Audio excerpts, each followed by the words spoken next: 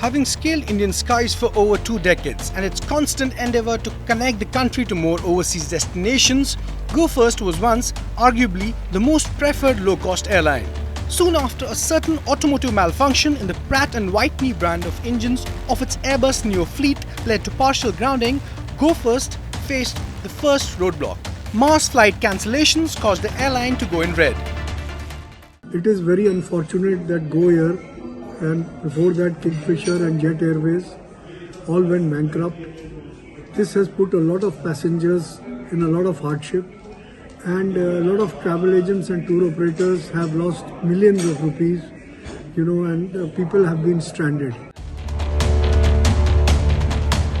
Soon after GoFirst began cancelling its flights in 2021, one after the other, trouble brewed for the airline. Within just 2 months after it reported the grounding of its first few flights and a subsequent 50% fleet rendered dysfunctional, over 3,500 members of GoFirst's cabin crew and ground staff were left unemployed. However, aviation experts see hope for a GoFirst revival. In US, there is Chapter 11, where airlines get an opportunity to re-establish themselves, and the creditors have to be given time so that the airline can rebounce back. So I think something similar has to start. With 2 bids submitted to the Committee of Creditors as per the insolvency process, the National Company Law Tribunal or NCLT recently provided an extension of 60 days for GoFirst to solve its insolvency issues.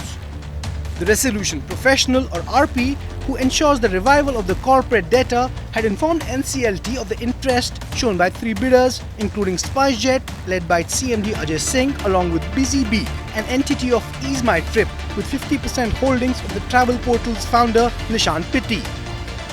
Sharjah-based Skyone, with a presence in aviation and charter services, is the second bidder for SpiceJet.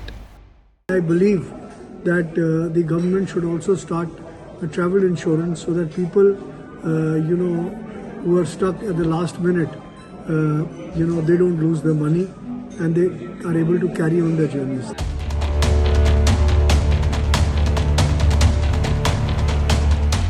Factors pivotal to GoFirst still holding ground includes the key air traffic slots allocated to GoFirst by the airline regulator.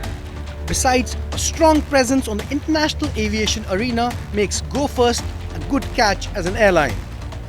Being the frontrunner to bag an order for over 100 Airbus Neo planes and possibly to get a compensation amount from engine maker Pratt and Whitney. These are the temptations any bidder cannot ignore. In possession of huge land parcels, GoFirst can potentially mop up a whopping rupees 10,000 crore with the help of its land assets. As regulators pave the way for the 2 bids for GoFirst to reach the National Company Law Tribunal for its purview, India's aviation sector is waiting and watching the space.